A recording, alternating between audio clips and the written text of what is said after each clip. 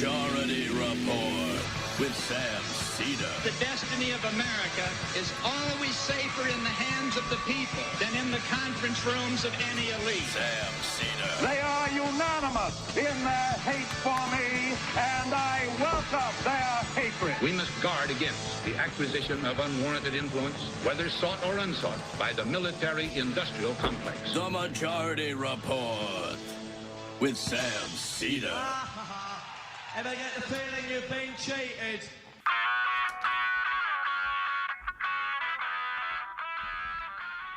It is Monday, March 9th, 2026. My name is Sam Seder. This is the 5-time award-winning Majority Report.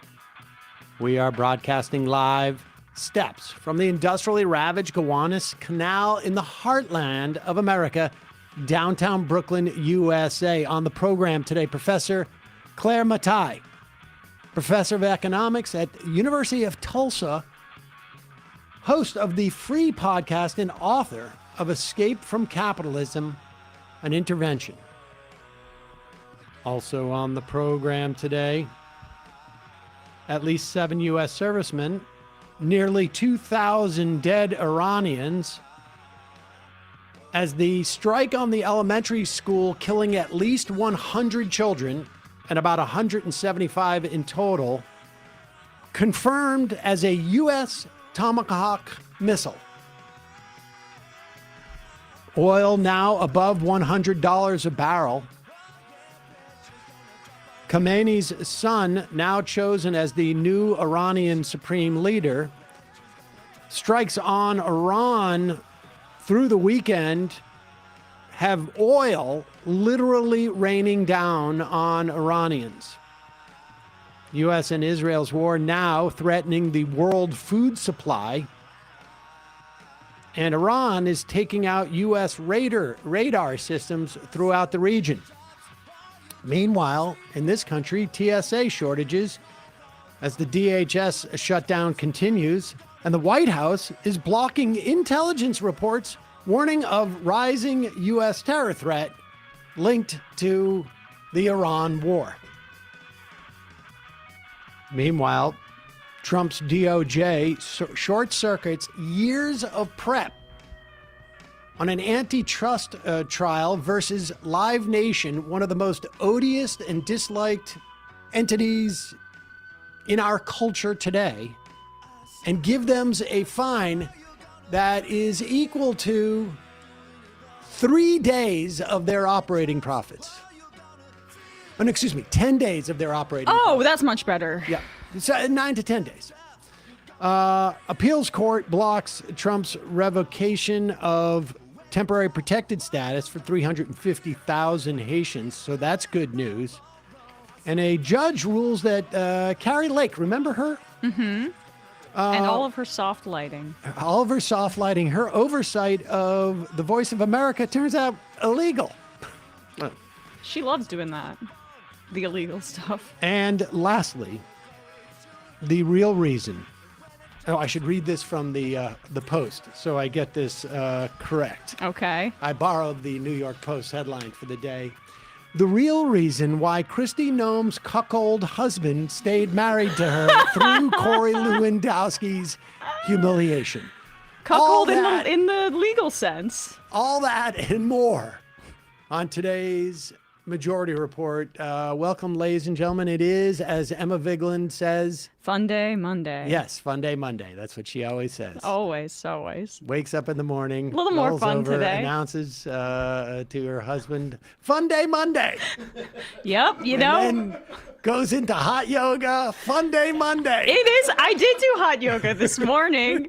See, this is what I'm saying. I'm trying to figure out if I need to do it in the afternoon to cleanse the news out of my brain, or if I should do it in the morning so I'm in a better mood at the office. I think you guys might prefer the first one, but You definitely have a different vibe. Energy. Yeah, Right. yeah. It's crazy.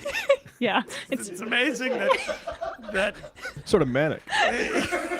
it sort of is. Wait, what do you mean? It's okay. We can Very talk zen. about it It's the later. opposite. So am I really that horrible when I don't do yoga? I mean, in some ways, it's a little bit better. Sam doesn't like joy or There's a little happiness too much, around like- him. It makes him very uncomfortable. Honestly, you look like you just won the lottery when you come in for that. You walked in there, you said, "How was your weekend?" I said, "Great." You go, "Okay." A little sus.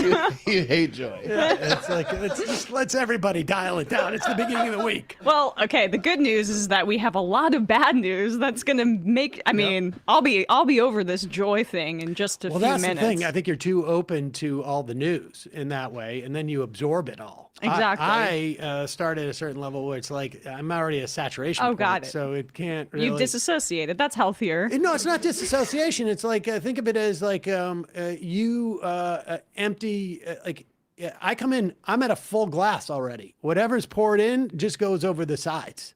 That's all. It's not disassociated. It's just I'm saturated. Sounds. All of this sounds healthier than what I'm doing, going to yoga in the morning. Yeah, that seems crazy to me. Clearly, it's healthy to think of yourself like a full receptacle of liquid. Yeah. Yep. That's what my I'm like a carton of milk. that's what my parents told me as a small child. You are like a full glass of water, Sam. All right, let's get into this now for the horridness. Over the weekend, I think this was Saturday night. Unclear if it was Israeli bombs or U.S. bombs. I mean, the Israeli bombs are U.S. bombs. It's unclear as to which was the apparatus in which this was fired.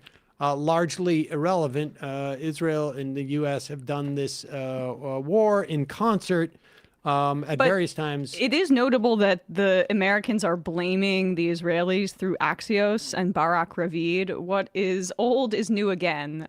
Welcome back, Joe Biden. There's all the leaks about how the Israelis made us do these horrible things seem to go to Axios' Barak Ravid. Although we know that Donald Trump claims that he probably made Israel do it. Although he's also saying that, and we'll get to this in a moment, that the decision to end the war will probably be, both his and Netanyahu's, maybe a little bit more his, classic Trump. Nevertheless, they are bombing Tehran. And as many people have said already, that to the extent that there are Iranians who are desperate to get rid of their regime, and I don't think it's a slam dunk in any shape or measure to say that it's half or more than half or, but there's certainly a significant portion of Iranians who want to be free from the theocracy. Most of them would be living in major cities like Tehran, as is, that is a dynamic that exists everywhere in the world. Urban centers tend to want to seek more liberalism in terms of their regime. And regardless of that fact, somehow American and U.S. forces, I guess, feel like the best way to encourage people to rise up against their government that they don't like is to make their lives horrible. And here is images from a U.S.-Israeli attack on oil deposits in around Tehran. It looks like the apocalypse for the podcast audience. Plumes of black smoke and flames into the night sky. The lung damage for millions of people. And that's the short-term damage. There are still images I've seen where literally like the oil congeals in the sky and drops down and on the ground. There's like a thick, like black film on things. Here is a CNN report from Tehran. By the way, important that Western press is able to be on the ground. Just a lesson to the Washington Post that destroyed its entire foreign reporting bureau. Like, this is why we need this kind of journalism. It's also why Israel's not letting the Western press into Gaza. Yeah, or frankly, my understanding is they are also censoring their images of Tel Aviv being hit. Yep. So CNN is allowed to broadcast in Tehran and show ostensibly where fires are burning, where, providing, I guess, theoretically information to the Israelis and Americans as to like where their bombs landed. You cannot do the same. You're not allowed. There's not that level of freedom of press in Israel. But here's a CNN report from Iran. This is what Tehran is waking up to this morning. The sky above the city is covered in very thick black clouds. You can see that everywhere. That's the west of the city over there, and this is the north of the city. Normally, if you look to that direction, you could actually see the Alborz Mountains, but now all of that is also covered in clouds. That comes after major airstrikes in the south and the west of the city happened last night, where oil installations were hit, oil storage facilities. Apparently also a refinery might have been hit as well. And now you can see this morning that the sky is still very dark. We saw thick black plumes of smoke in the sky yesterday. There were massive fires in the south of the city. But I want to show you something else because it's also raining.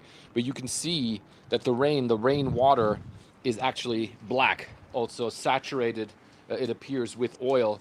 And then if we look over there, you can see that the water that's running down here also is black. So that's what's coming down this morning, this sort of oil-filled rain that we have right now on the Iranian capital after those strikes took place.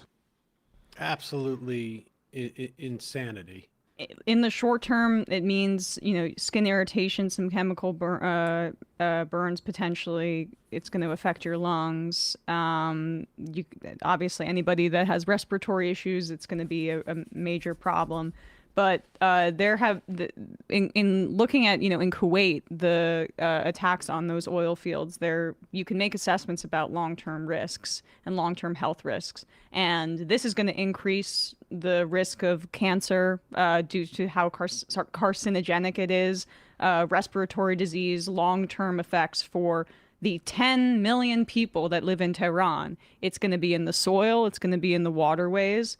This is a massive chemical attack on one of the biggest cities in the world by our terrorist government and the Israelis. And we're openly saying that this is the objective. Like, it's not about getting the Iranian people to rise up, clearly. It's like a Christian nationalist in Pete Hegseth and Donald Trump and people that want to sow chaos and see the Iranian people suffer and dismantle their state, create a failed state. I mean, I don't even think that their objective, Trump may have been sold that regime change is possible, but I think that the Israelis are just as happy if the state falls apart. I think that they would love the idea of some type of like balkanization there, as the Iranian people have freedom rain down upon them. And it turns out that freedom, when it rains down upon you, is full of acid and petroleum. And so that's where we're at now. Oil is over $100 a barrel for the first time, I think, since like 2020, like 2022, when that, like, as soon as I think Russia invaded Ukraine, which caused that crisis. And that one was, I think, more like in some ways more speculative. Like obviously this is speculative as well, but the 20% of Asia's oil comes from that region. I don't think that we get nearly as much of that oil at all. But this is to the huge benefit of Russia, of course. But also, this is going to have huge implications in terms of our economy down the road. It could even get, and this is sort of where we're at right now. Short of ending this war in the next couple of days, it's going to get dramatically worse.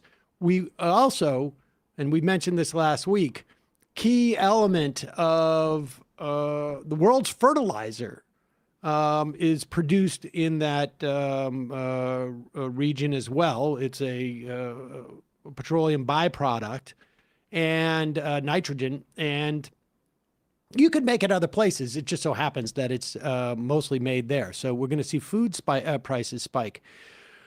The only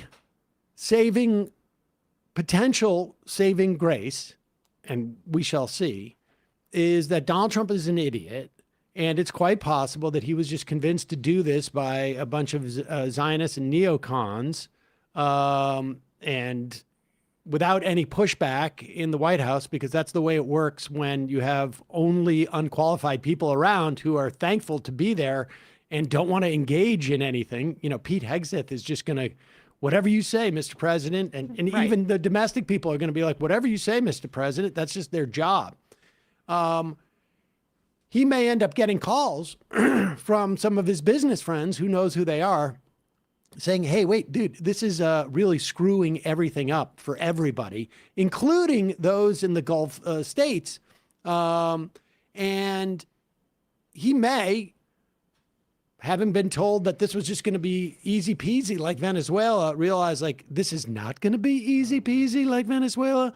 He may just declare victory and leave. And the prospect of that, I think we said this on Friday, and then later that day, the prospect of that went up. Here is, no, let's go to Carolyn Levitt, because she would not say this if there wasn't talk already in the White House, like, maybe we just want to wrap this up.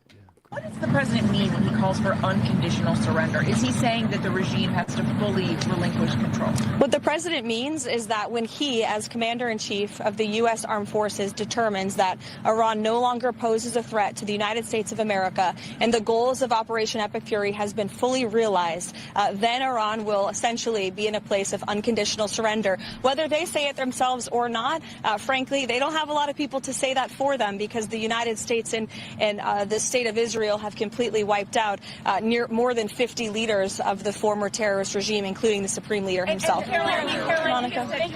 Okay, so the good news is Trump has the ability, according to Trump, the ability to issue a unilateral, unconditional surrender from Iran, which honestly, like, for those of us who don't want this to happen and want this to end as soon as possible, that is a good thing. Can someone dust off the mission accomplished banner from the Pentagon warehouses and just show it to Trump and say, this means it's over? Oh, we accomplished it? Okay, good. It's over. And here he Operation APAC Fury. I mean, Epic Fury. I stole that from a Kyle Kalinske meme, but it's still, we should call it that. Operation APAC Fury going forward. Yes. When did Trump issue this? Do we know? Issue this Truth Social? Yeah. Okay, so Trump, I think on Saturday, issued this Truth Social. We'll get confirmation on when. Iran, which is being beat to hell, has apologized and surrendered to its Middle East neighbors. Now, at one point, there was, and I can't remember which Iranian official was, apologized to some of the neighboring countries, saying that we are only going to hit locations that support the United States. So in other words, we're just going to hit radar installations, which apparently they have, and weren't going to hit any civilian targets in the Gulf states that weren't associated with the U.S.-Israel attacks. Now, the U.S. has called in various countries for servicemen to leave bases and stay at civilian hotels, which, of course, is using human shields. So it's quite possible some hotels may be hit. But Trump says Iran, which is being beat to hell, has apologized and surrendered to its Middle East neighbors and promised it will not shoot at them anymore. This promise was only made because of the relentless U.S. and Israeli attacks. They're looking to take over and rule the Middle East. It is the first time that Iran has ever lost in thousands of years to surrounding Middle Eastern countries. They have said, thank you, President Trump. I have said, you're welcome. That's so Iran is no longer the, quote, bully of the Middle East, end quote. They are instead, quote, the loser of the Middle East. end quote, and will be for many decades until they surrender or more likely completely collapse. Today, Iran will be hit very hard under serious consideration for complete destruction and certain death because of Iran's bad behavior. Our areas and groups of people that were not considered for targeting up until this moment in time. Thank you for your attention to this matter. Well, like a girls' school? Like little children and the millions and millions of people who will now face health implications from this chemical attack. Well, told you. I mean, we told What you. functions as a chemical attack, let alone, by the way, what they're doing in Lebanon, where they're, it seems like they're resuming the use of white phosphorus, the Israelis. Yes. And so the potential out for this, and it seems to me that we are probably, there's a rather small window for Trump to basically say, let's get out. We won. We're done bombing them because we were so successful. We can't get any more successful. There would be too much success, and ends this, which would obviously be a good thing. He's on the record as saying that he would consider ending the campaign in consultation with Netanyahu, but probably more me than Netanyahu, which, of course, means probably more Netanyahu. But right, like you get like Netanyahu gives you the figurative Nobel Peace Prize. You're the guy in charge. Yeah, this is important because if we go further than this, it seems to me there must be a time over the next week or two, as things escalate, that there is no sort of turning back, that Iran at one point will have an incentive to make this as painful as possible for everyone in the region because they don't want this to happen again. Now, the day that we end the attack, Iran is going to start to actually, for the first time, I would imagine, actively pursue the building of a nuclear weapon. The son of Khomeini, who is said to be more of a hardliner on that issue, and it would be complete malpractice not to by a government at this point to not build a nuclear weapon as a deterrent for this happening again. And the only other deterrence they can possibly have is to say at one point when it becomes too expensive for whatever, when the cost becomes too large for Donald Trump, to continue to do it so that, as if like, a tiger swatting at a bee's nest, those hornets will bite and bite and bite and bite, make sure that doesn't happen again. I just want to make one more point about this Truth Social reading between the lines here, because you see how he tries to rope in the Middle Eastern. Can you just put it up briefly for a second? You see how he keeps repeatedly bringing up the fact that they're going to take over and rule the Middle East? By the way, this is what the Israelis say they want to do with the Greater Israel theory, a bipartisan desire to take over the Middle East. So look at that projection there. And I was reading something over the weekend. I really forget who it's from, so apologies for not citing it.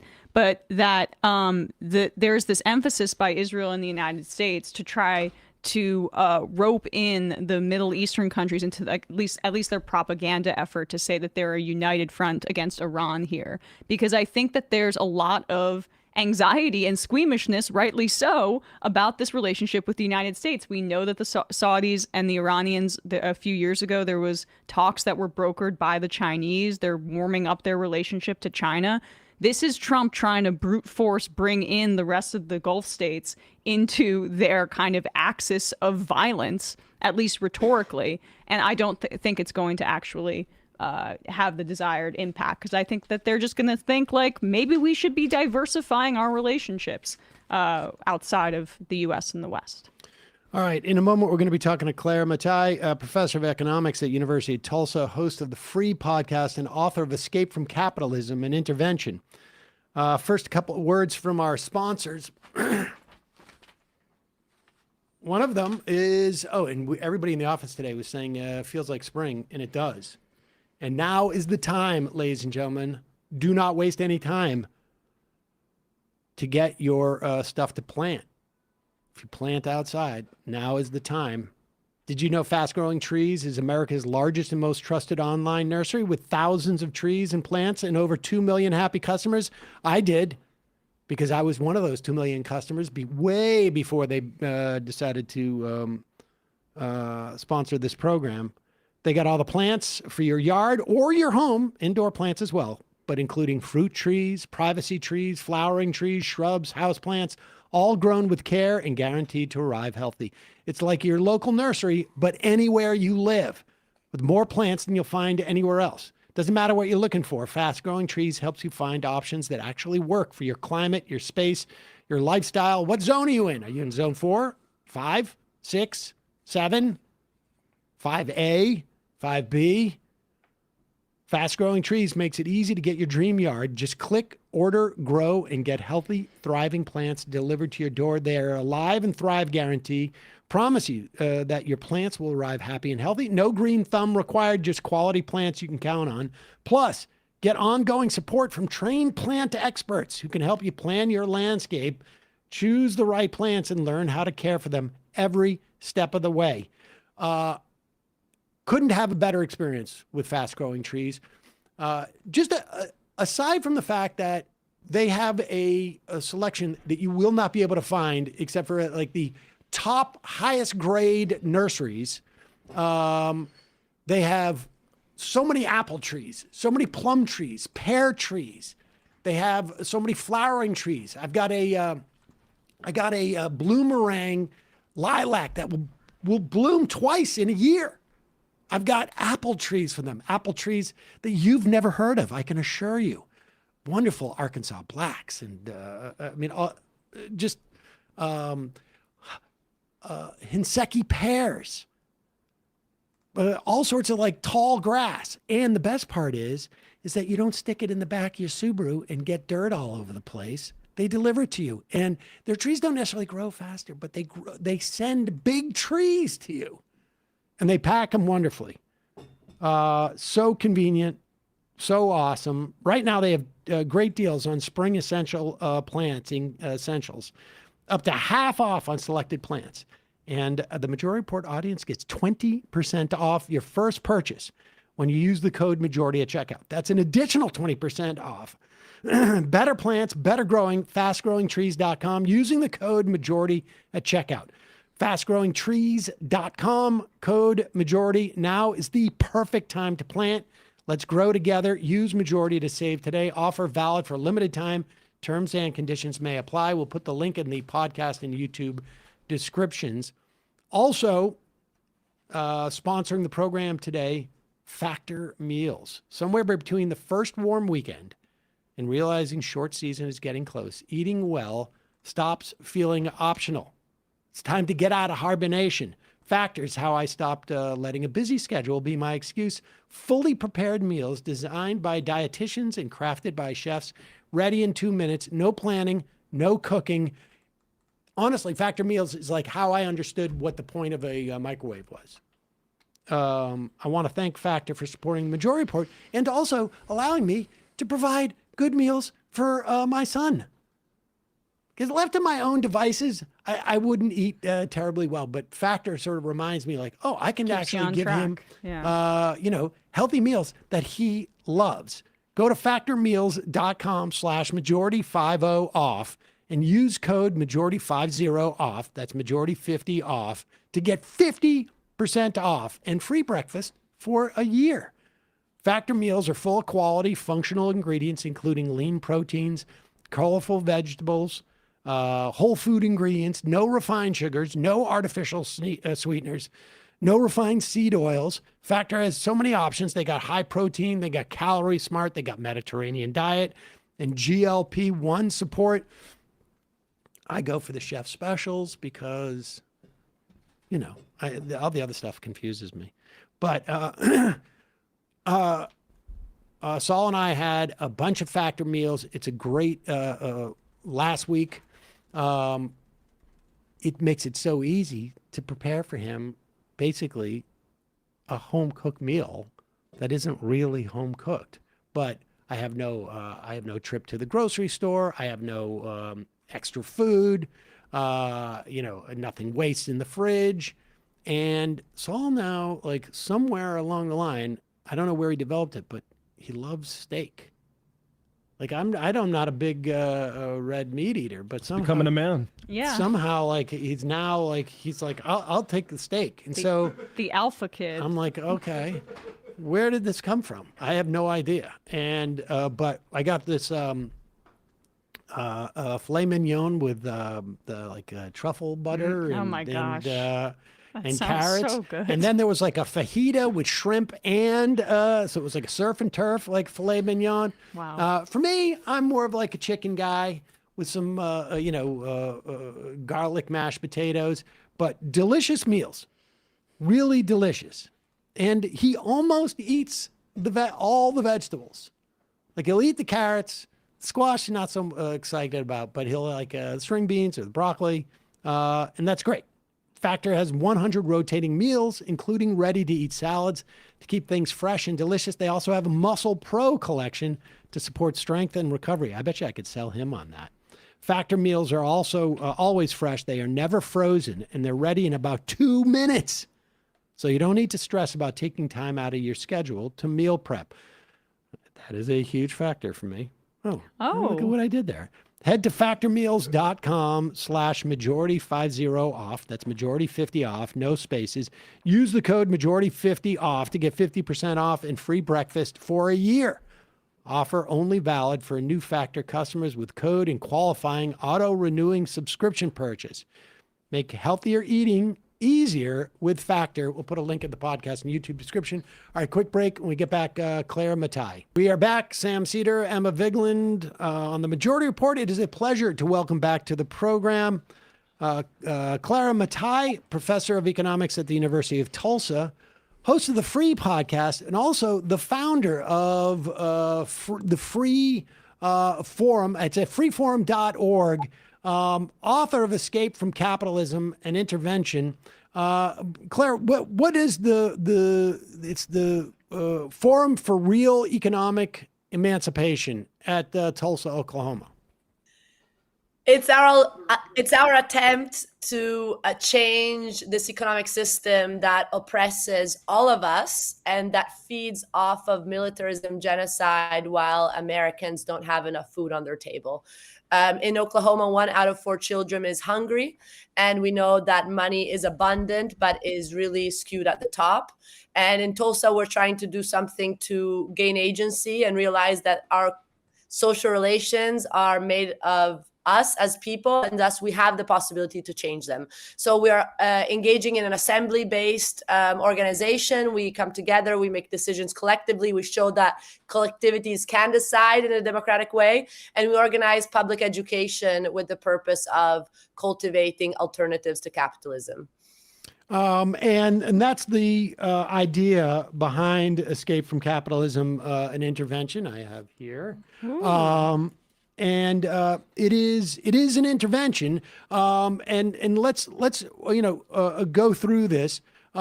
This has been a theme, obviously, in your work. And I don't know if I knew after your last visit about your family history in Italy of a family full of communists who were targeted essentially by Italian fascists. And you mentioned that, I think, in the beginning of the book, but let's go into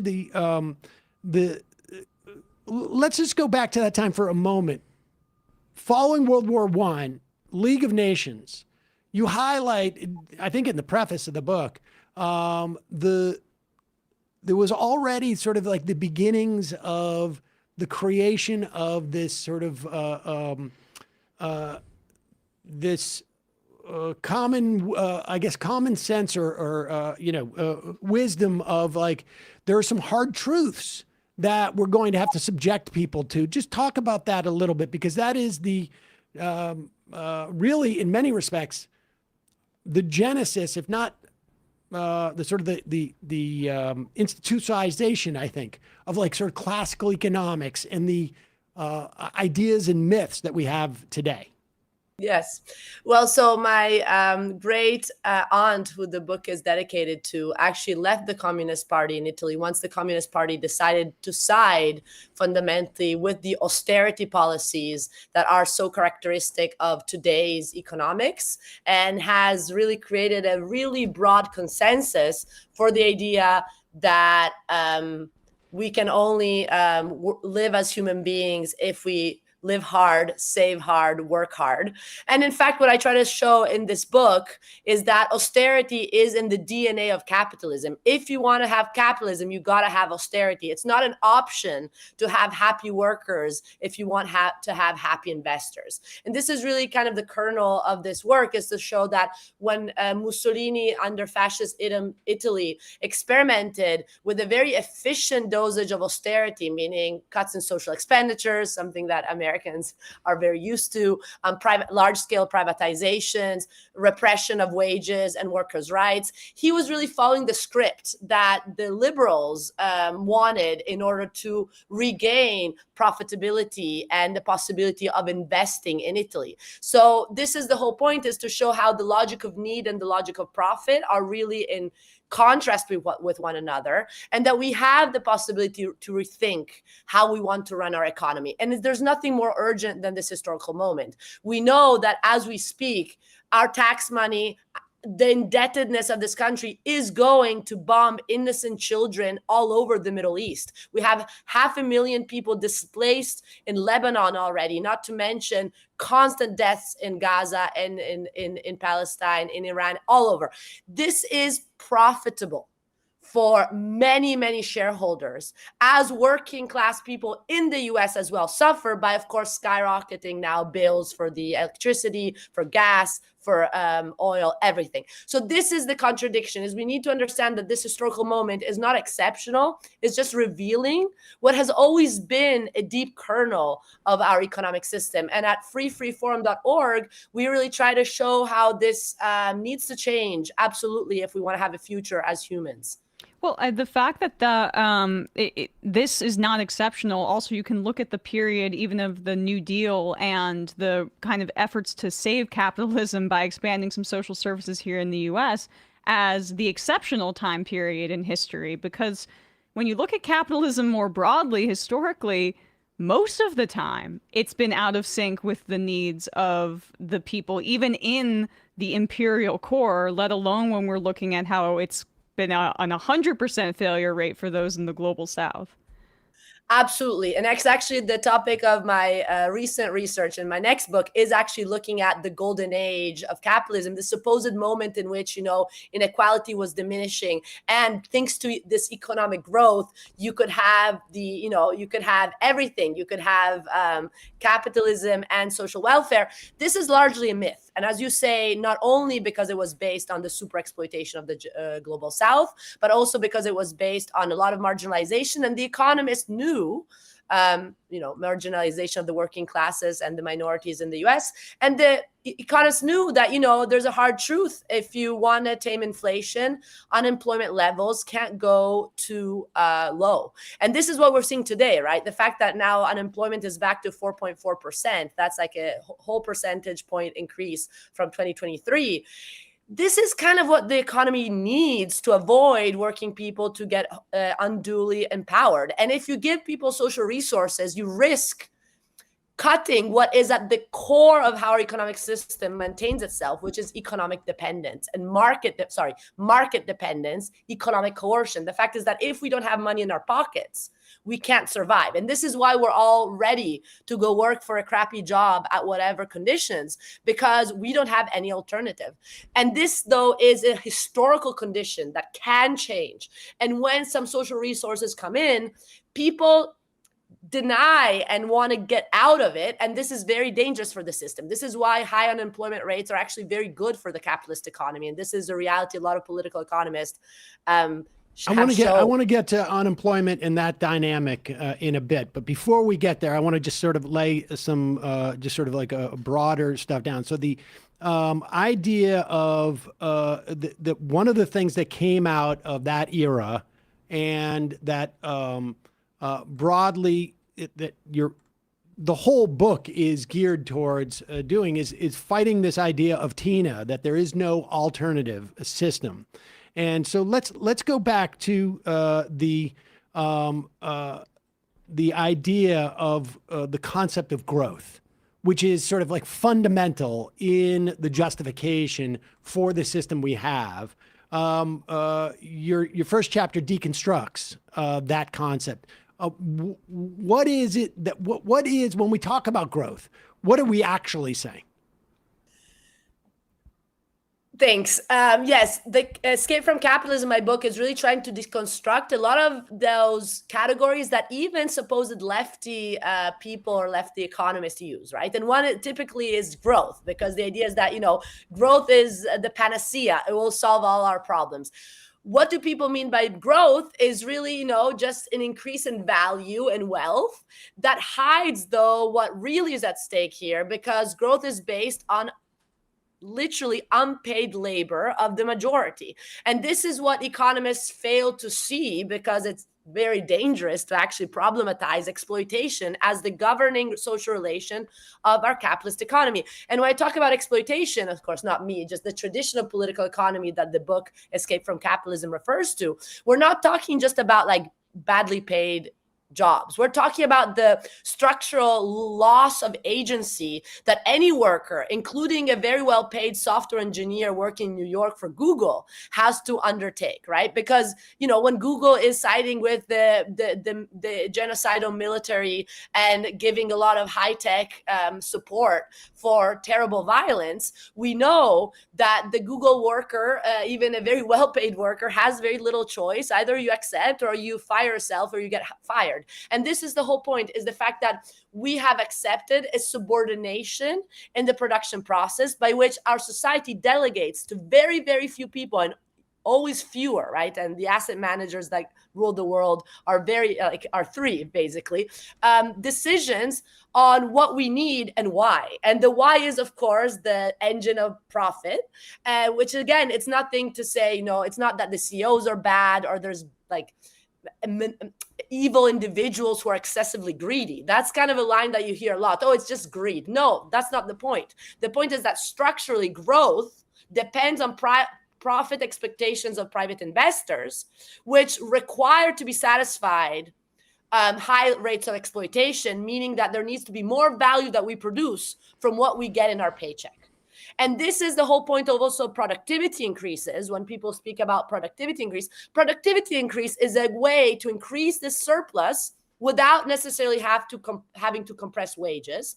But it's still based on the idea that it's extracting our capacity, our brains from ourselves, right? And we need to say, no, we cannot. This system is completely unsustainable. The earth is on fire, and this is not a contingency. It's because of the type of growth that governs our economic system. So what is the alternate version, of what is the alternate to growth? And what is an alternate system of, the idea, it's not that productivity in and of itself is problematic. It is that as it's defined now, it is an increase that is really driven so that you can, there's two different models on how you make money that are more or less the same. One is like, we're going to increase productivity, and as each worker produces more, we as the capitalist class will take more of that. Maybe we'll give a little bit of a share to the worker to keep them happy, maybe, but we're going to take an increasing share of that productivity. The other is sort of like private equity, where they just come in and go, okay, we're done with growth.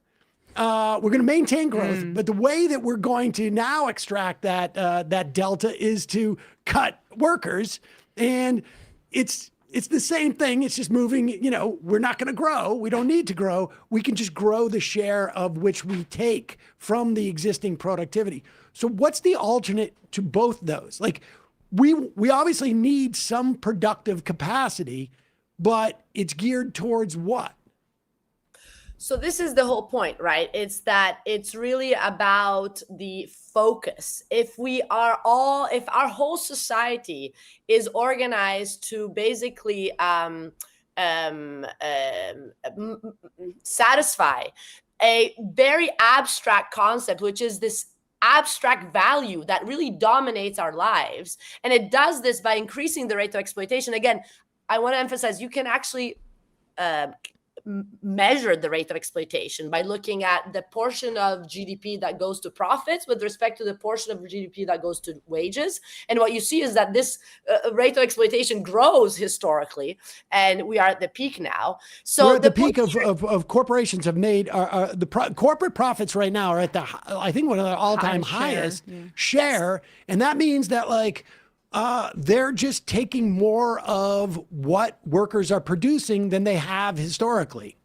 Exactly. And then one more point I want to make of what you said that is important is that, a lot of the left is like, oh yeah, it's because of financialization. It's neoliberalism that brings about financialization.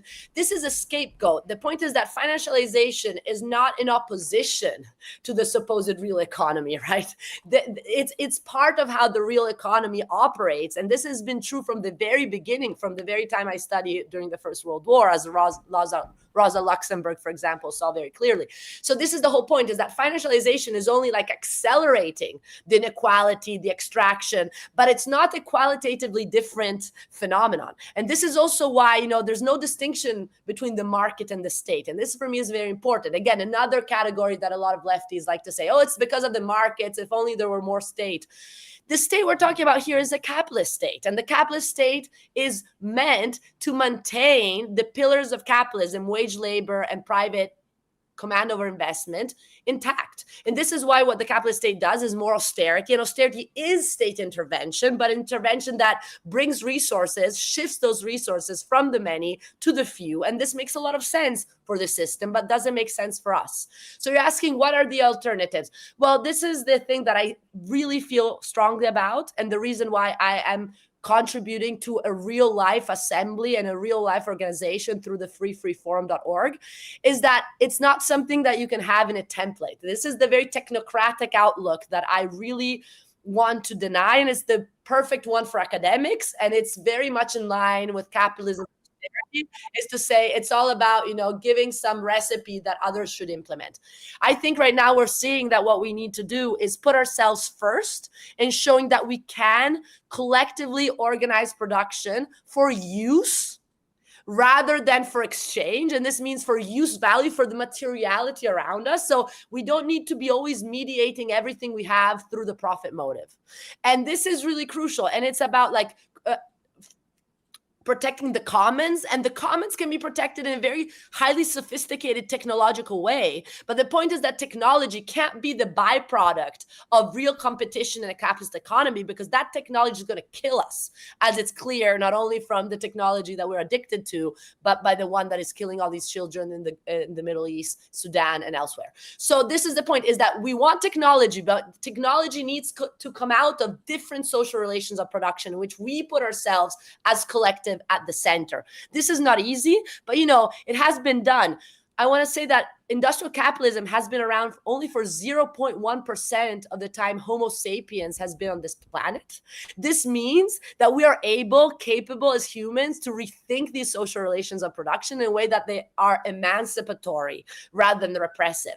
It's just about political will and organization. And this will not happen if we lead it to the elected official in office or to the few that supposedly are benefiting, because there's no incentive there. It needs to happen from holding accountable from below. And this is what we're trying to do in Tulsa with also a participatory budgeting project and the local institutions. The local is global. So we need to start locally and connect networks to say we have alternatives. We just need to act on them. Okay. And in terms of the growth, the way that we think of growth, that would be replaced with an idea that is, we wouldn't really necessarily need to call it growth. We would call it something to the effect of just meeting our needs, essentially, right? Absolutely. Even the concept of measuring growth itself is locks us into a framework that we measure simply because when we talk about growth, what we're really talking about is the ability for more extraction to happen, or exploitation, as you call it, of the worker. So the idea is we don't even need the word growth. What we need to do is just conceive of what do we need, having our needs met. And there, more often than not, because of population, needs may get bigger, but there are also times where needs may contract in certain areas.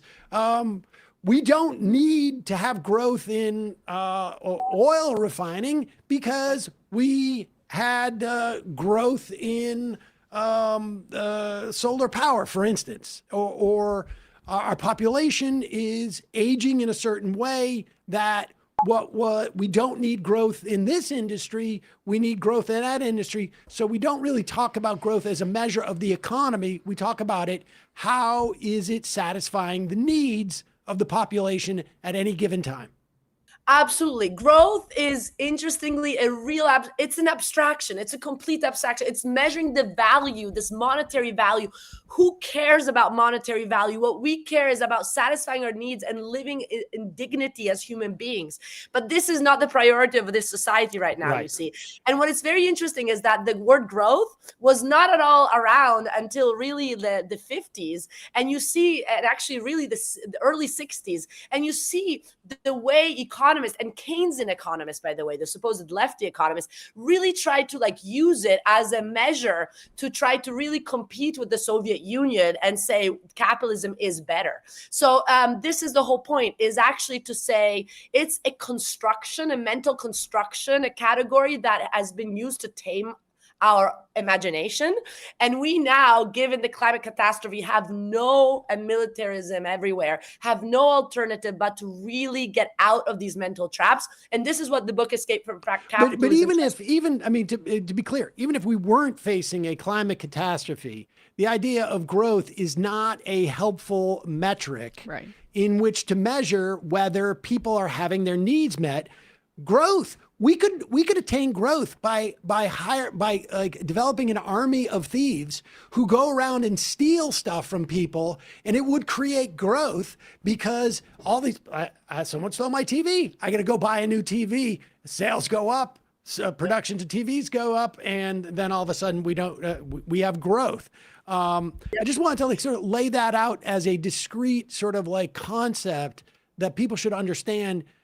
The game is over once you actually engage in the idea that growth, which is not to say that we don't need needs, our needs don't, but to measure it as a function of growth is a misdirection in many respects. And then talk about why austerity exists, because once you're locked into the concept of, okay, we have to grow, austerity comes in and makes sure who gets the bigger slice of the pie of that growth. Absolutely. So one real quick thing I want to mention to you is that actually, growth is measured per capita. And what's really fascinating is that like economists love to like show like a really like nice line in which, we didn't have any and now we have such huge growth. So clearly this means more human progress. And what's fascinating is that GDP per capita doesn't even tell you how this value is distributed at all. So it's only like dividing very abstractly the amount with the total amount of population, pretending that like we all have the same. It's the opposite. We have 12 people making more than 4 billion people right now. We have 19 people who have accumulated almost $2 trillion in the past 2 years. Well, we have 2 billion people plus food insecure. These are the numbers. And this is something that the measure of growth will never show, because it's never meant to show you even the distribution, not to mention, of course, the exploitation that is grounding it. So to your question about austerity, what does austerity do? It protects not only this understanding that there's no alternatives, but also our subordination to market dependence, so that in fact the relation of exploitation is maintained alive.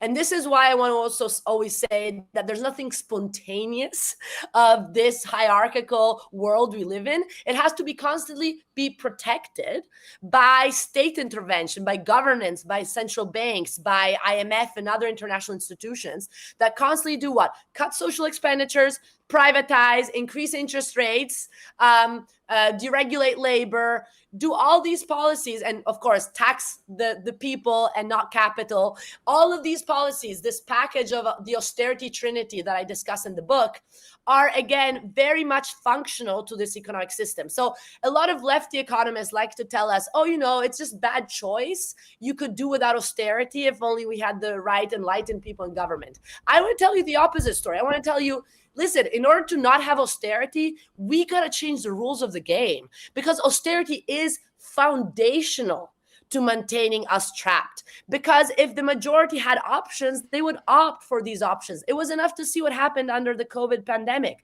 People quit their jobs once they got a meager paycheck in their inboxes. This is enough to show you that no one wants anymore to work for someone else in terrible conditions, have no say over what they do for the majority of their day, not see their children, work for genocide. That's over. And the only way you keep it going is through hard dosages of austerity. And that's not by chance that Donald Trump, with his big, beautiful bill, has escalated austerity like no tomorrow, right? He's cutting $500 billion to Medicaid in the next 10 years, $200 billion to food stamps, while he's going to bring the military expenditures really, really high. So what I also want to say is that austerity has nothing to do with spending less and taxing more. This is an empty definition that we need to overcome to understand what austerity actually is.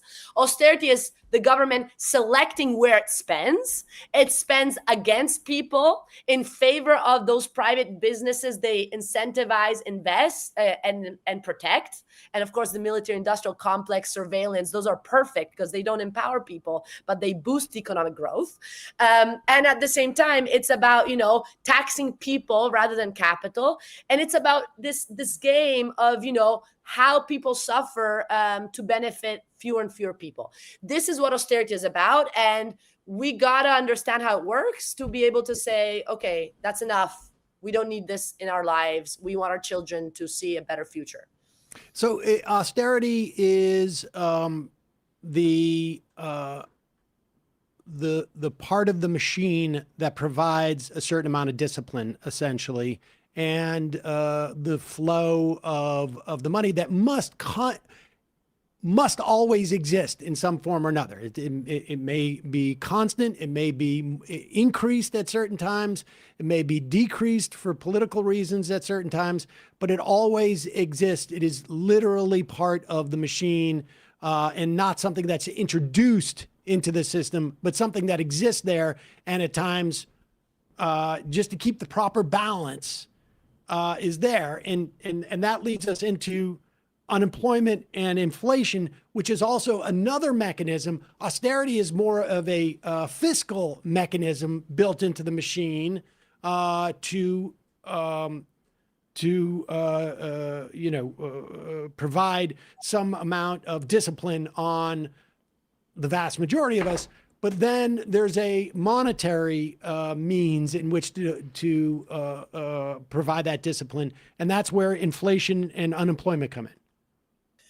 Yes. So I would tell you that austerity is a trinity. So there's the fiscal side. There's also the, again, the direct attack on labor through what I call industrial austerity. So again, labor deregulation and wage repression. And then there's the monetary side. And what's really interesting here is to note that, we always hear experts say, of course, we need to tackle inflation. Of course, we have to increase interest rates because we will all benefit if inflation is low. Now, this whole discussion is missing the point. Because not only increasing interest rate might not even help tame inflation, especially if inflation is due to the exorbitant profit margins that we're seeing, but what taming inflation through interest rate hikes actually does is increase the rate of exploitation. And why is this? Is because increasing increasing interest rates create higher unemployment, which is exactly what the US is seeing right now. We had something like over 90,000 job lost last month in February. This is not happening out of a natural disaster. This is politically constructed through harsh austerity measures that the Fed with Trump are bringing about. So this whole point about saying, the supposed conflict between the Fed and the current administration is a superficial level, because we know that they are operating for the bottom line, which is the capital order. And again, when I say the capital order, and it's the title of my previous book, is to stress that there's nothing spontaneous. It's political order that requires this. And one point is that instead of talking about how the real trade-off is between profits and unemployment, the fact that if unemployment is low, this will bite into profits because people will be able to get higher wages and better working conditions because of their higher bargaining power. What they tell us, it's not about profits or unemployment, it's about inflation and unemployment, because supposedly they want to make it sound like it's actually they're trying to solve our problems. The reality is that they're not, and inflation is not going down. But yes, profits are going up because that's what increasing interest rates actually does in the long run. Okay, I just want to make this lay out a couple of things. Like the Fed articulates their mandate as controlling two things. One is inflation and the other is unemployment. And they see these things in opposition to each other. And they're constantly, at least the story goes, they're constantly trying to balance this seesaw. There's a direct, at least they claim, or at least it's set up to imply, there's a direct inverse proportion between inflation and employment, and they're trying to sort of like get it to balance. Now, for the vast majority of my lifetime, which is a significant period of time, we were told that there was like you cannot get unemployment below, I think it was 6 or 7%. It's not possible without there being raging inflation. And then all of a sudden it's like, whoops, we got it down to like 3%. Well, I guess so much. I mean, this was like religious gospel. Yeah. And so, okay. So with that said, you're saying that the inflation, they say it's about inflation, but it's really about profit margin. How is it that raising interest rates increases profit? I mean, we can see it. We now have the highest corporate profit rate we've had, but nobody has drawn the line to the higher interest rates and that profit. And what's the mechanism in which that works? So this is important because, again, the political economy tradition I draw on in the book Escape from Capitalism, and this is kind of the base of the tradition I kind of stand for, is trying to go beyond, deeper than the surface level. Because at the surface level, you can say, no, increasing interest rates is going to hurt business because it's going to increase their borrowing costs, and they're not able to invest, and blah, blah, blah. Absolutely. It's going to increase the cost of borrowing. Now, the point is that that's true in the immediate moment. But what's most important is what economists never talk about are labor relations that are kind of always taken for granted, because if you talk about them, then that will piss off people. And what you find out is that, for business to do well, it also needs to employ people and make sure that they'll accept their exploitation. And this is what, at the end of the day, is most interesting, is that, immediately, of course, creditors gain. You know that if you have, you're a creditor, you're making a lot of money when interest rates go up. But in the long run, what's happening is that all profit margins are increasing because you're able to keep the working class in check. And in check means you're keeping labor costs low, and plus you're avoiding strikes or any forms of alternatives from emerging. So this is really important. And that is because as you raise interest rates, what does it do to labor? the economy slows down, right? Exactly because borrowing costs more, the economy slows down. And this, in fact, creates less job opportunities and also layoffs. And this is, in fact, we were at 3.4 in 2023 in terms of unemployment rates, which is around almost 6 million people, by the way, unemployed. And these are the official statistics. The official statistics don't count those who stopped searching for a job, the people that are disenfranchised in our economic system, which are much more. People working in a job they may not like, et cetera, et cetera. So colleagues tell me that actually you would have to multiply by 2, at least the official statistics, to actually get the real number of people who are unemployed in our country. But even so, those almost 6 million people were too little to maintain that monetary stability that is required for a capitalist economy to function, because that monetary stability requires higher exploitation rates. Why? Because what happens is that businesses dump the cost of higher production because of higher wages on the consumer. So it's true. It's not. So this is the whole point about this business. I'm not trying to say mainstream economists lie. And what I'm trying to say is that mainstream economists actually reveal how classist and oppressive and ultimately irrational for the logic of need, and very rational, of course, for the logic of profit, which is what counts, but very irrational for the logic of us as humans, this system is. Because what we see here is that, in fact, when workers do increase their bargaining power, and this is what happened in the 60s, like in 1965, in the high day of Keynesianism in the United States, is that when unemployment was, in fact, pushed down, and this supposedly was what the Fed also had to do, right? Keep push down unemployment, because historically had been super high in the United States. When unemployment is pushed down, this triggers potential inflationary spirals, because if workers demand more and achieve more, corporations will just dump that extra cost on the consumer. But rather than problematize why is it that corporations can dump the extra cost on the consumers, economic models of my mainstream colleagues only speak about the wage push, the fact that the workers are the culprits because they're the one who are triggering the inflationary spiral, not even talking about what happens at the level of the firm, because it's considered deterministic. It's like, firms actually don't, there's this whole abstraction about price takers, firms that don't actually make any decisions. It's just the competitive market that works. So this is complete abstraction, all to say that's always the worker's fault. So it makes sense to raise interest rates, increase the rate of unemployment, so that we go all back to normal in a situation in which workers are screwed and very few benefit. And this is the norm in our society. So we shouldn't fool ourselves. Donald Trump is just the escalation of this, is nothing different.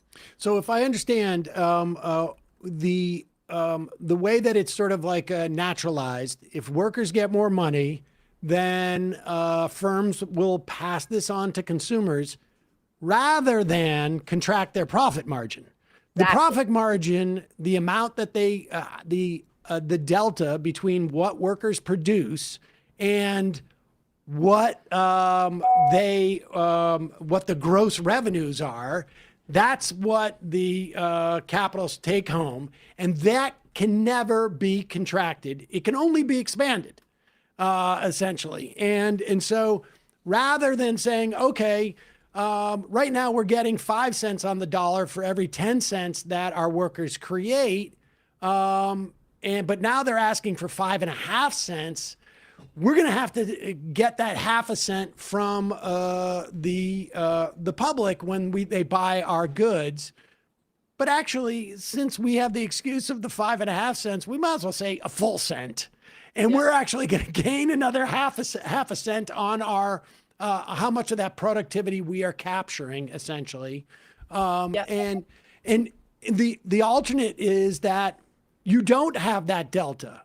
That we have a system where we are not obligated to provide for the capital a profit margin, or really any profit, unless, to the extent that, maybe we need it as a society to put somewhere else into society. We don't need that. Now, what do you say to people who say, well, without that exploitation, we wouldn't I mean, obviously we would have capital because we have a fiat currency. We can create capital. When we shrink or increase interest rates, all we're doing is creating capital, more money or less money. But what do you say about, like, there's not going to be an incentive for geniuses like Elon Musk to go and build this stuff? Or, like, you know, I didn't know that I needed a flat screen monitor. I thought I was fine with a big bulky monitor. And then someone had the profit incentive to go get a flat screen monitor. That will all disappear in Clara Mattei's world. What do you say to that? Yeah, I mean, I think this is the exact point, is that it's so irrational according to the logic of need, again, stressed, because we can't talk about rationality or rationality in general. We have to ask for who is it rational or irrational. So for us, it makes no sense to delegate to few people decisions about how we invest, because it's true that the big corporation will only invest if there's enough profit expectations. So it is true that, as you point out, you can't really question the who gets, like, the share that goes to profit, because if it's too little, in fact, these people will just not invest, and then we will have nothing being produced, right? So this is the whole point, is that we need to say, well, what if we as people, through cooperatives, through councils, through different formations that are absolutely possible, feasible, and have existed historically, and also got a lot of attacks from the dominant model. What if we took on, and as you point out, just operate according to the logic of need, to the logic of use, talk about protecting, sharing, and growing what we need. And in that case, you wouldn't need to have a very fat profit margin to anybody, because that very concept would disappear.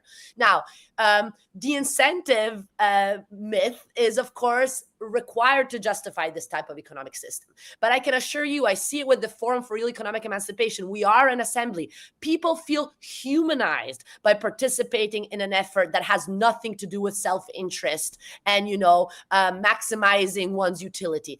Economists have convinced us that the only way in which we can operate is if we maximize our utility and we act in a very self-interested way. And this is killing us. People do want to participate in economies of care, of solidarity, of horizontality. And that's what allows us to be human and not just monsters. And the only way to survive right now is to do that, because this system requires us to be monster, requires us to not even think about all these children who are starving and dying everywhere, while the United States escalates its empire and its sources of revenue and extraction. This, for me, is something that I can no longer tolerate. I have children myself, and I understand that the only way in which we can go about without losing our mental health is if we show concretely, as the free is doing, and we hope the free will multiply as a model elsewhere. And we have a lot of people who are interested in building something similar. So I'm here if you want to reach out. I'm through my freeforum.org. We can easily talk about alternatives. This is the point, is that people need this deeply, much more than money. They need the sense of being alive in a collective that empowers their human spirit. And we should say, like, it's not a question of pursuing self-interest, it seems to me, but it's pursuing something that is self-interest exclusive. Because you cannot win in a capitalist society unless your endeavor is self-interest exclusive. It's like, it could be in my interest to, have a Lyme disease vaccine. I only say Lyme disease vaccine because I know a lot of people who gotten Lyme disease, and there was a vaccine out there like 20 or 30 years ago. It was like 70% effective, but it just wasn't profitable enough. So it just goes away. But there's need for it, but it may be so regional that somebody can't make a profit for it. It certainly could provide a need. It's just that it doesn't have the margin to justify somebody to do it. And we don't have a system now that says, like, oh, actually, we have a need for these medications. Even if they're not profitable, we need them. And yes, because we don't have to worry about making X number over what it would cost to produce this or to research it, we can now actually produce it. And that goes across the board with whatever it is. Yes. And this is what important is, you see, that we need new language, we need new concepts. And this is what my book tries to do, because again, of course, it's in our interest to have things that help us flourish, right? School, art, creativity, public, like green space, everything that we need is in our interest. But as you point out, like the economists have captured these words to their benefit, including the word freedom. This is why we really want to keep the word free in the free forum, is to say freedom is not compatible with capitalism. Democracy in the real sense is not compatible with capitalism. We need to reappropriate those words and talk about economic democracy, real freedom, because an interest in a way that is actually uplifting us rather than like pitting one against the other. We need new language, but I think the only way we will get new language, Sam, is if we participate differently, if we actually take initiative, if we do these new experiments, because that's the only way. I've realized being in the assembly has changed me. Like, I've learned how deeply sometimes, selfish I actually am, and how sometimes so you learn how to like actually improve as a human being only if you put yourself in a situation in which you can learn from being around others. So our language, our concepts, and our facts, this is what Gramsci said, it's praxis, right? It's only through praxis that we can actually get something that is truly revolutionary in the positive sense of the word. Again, they've appropriated the word revolution to mean something horrible. Revolution, it means transformation. It's a positive thing. And if there is bloodshed, it usually comes from those who don't want any change and wants to preserve the status quo. This is what historically has happened. So we want revolution in the positive sense of saying, let's escape this horrendous situation we're in, because it is enough. All right. Lastly, in the context of, is there obviously like what you're talking about in terms of the praxis and in terms of like setting up these entities to explore and to widen our imagination about and get outside of the structural constraints, both from a language perspective and obviously the system. Is there any room for or value for concurrent, parallel electoral political movements within the context of that system? Because any politician, as much as we may like them, is also sort of stuck within those constraints to a certain degree, it seems to me, because not enough people, we have to acknowledge that, I mean, the whole argument is we need more information or imagination. Most people don't have that. Most people will not read your book. Most people will not hear this interview, that's just the reality of it. What's your perspective on that? So my dear friend and colleague Camila Vergara came up with this concept, systemic corruption, right? Again, tells you it's not because there's a bad politician in office, it's the rule of the game, and our constitution is meant to structurally detach our representatives from the represented. And this is how liberal constitutions were born. Like, that's what they needed to do, is again to protect the few wealthy property owners who were actually benefiting off of slavery and capital investment. So this is key. So sorry, now I'm spacing out. You asked. Oh yes. So how about, what do we do about this? I think the only way you can get those in office, even at a local level, to be true to those who supposedly they're representing, their base, is if the base is organized. And this is why the two, building assembly spaces and grassroots mobilization that is actually organized through an institution and not just spontaneous and random, and electoral politics, they go together, because the only way you'll get someone in office to respond to the actual logic of need and not to the logic of profit, given the systemic corruption and the systemic capture from above, from the oligarchy we live in, is if this base is organized and can push and can pressure the local and federal elected officials to do something according to logic that is not the one that the system wants. And this is what I think we need to do. This is why I think what's happening in New York is also very interesting, is whether the organization that have allowed Mamdani to win will be able to maintain him accountable through organizing locally. And this is what we've done in Tulsa too. You know, we got the mayor to come in and listen to the concept of why participatory budgeting and wealth taxes at local level would be a very good way to get resources and to solve homelessness in a way that doesn't just require, you know, incentivizing the real estate sector through tax breaks, which clearly is not helping out the homeless crisis that the U.S. is facing right now. So this is why I think the two things are like, you can't have one without the other. The only way we will actually have elected officials to respond to people's needs is if these people just don't just think they do their duty just by voting once every X amount of years, but like take action every day of the week, every day of the month to make their voices heard through democratic institutions. Clara Mattei, founder of the free forum. You can find it at freeforum.org. Professor of economics at the University of Tulsa. The book is Escape from Capitalism, an Intervention. There it is right there.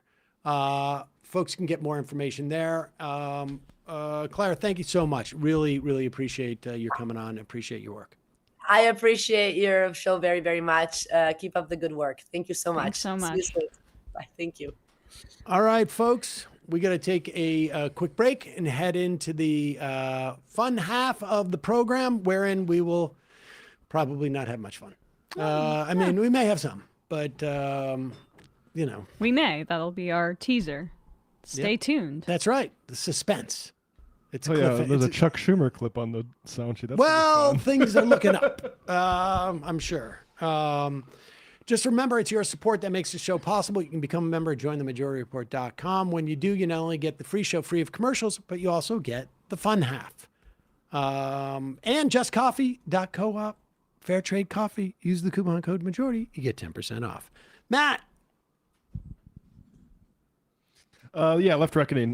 There's a Sunday show. Sorry, I got taken aback by Ben Shapiro's eyebrows in this. I hadn't seen this particular clip. Oh my God. I hope he's okay. Oh, we're going to get to the hard news in a moment, folks. What the heck is going on? So something very strange is happening with Ben Shapiro's eyebrows. So he got Latisse, but for Latisse is what makes your eyelashes grow, but he got that for his eyebrows. Looks like he got upholstered. Yeah. I've seen that like honestly with the grease paint and people getting tattoos, but I've never seen it like we're gonna do a deep dive. Like some kind of lab accident. Right. I want to know who his threader is, or maybe he got like a hair transplant on his eyebrows. That's the thing is like it looks like he put like a tonic that's meant to be the top of your head, like on his eyebrows. Yeah, but those don't work that well anyway. So it almost seems like it needs to have been a surgical option. Yeah, he's got Turkish hair on his face. Okay, but I'm sort of taken aback. I can't remember exactly. I'm sure we talked about the Iran war on the Sunday show. So we actually talked about the things Kamala Harris warned us about. Check that out. Patreon.com/left. Too distracted by the eyebrows. Understandable. Emma. I don't have anything. I mean, it's sold out. It's sold out, our show. Sorry, suckers. You were too late. We tried to warn you. You know, Francesca was worried about it. I was like, we're cool. Don't worry. We sold out pretty quickly. So I'm pretty happy about that. Excited for our show on the 22nd. So it's in like a little less than 2 weeks in LA. But if you want to watch the show and you are unable to go, it's going to be available to patrons for the Bituation Room. So just if you want to become a patron, you'll be able to see the live show. Do that now. It's like, you get, if you're going to ultimately join, you might as well get access to the show right now. Exactly right. See you in the fun half.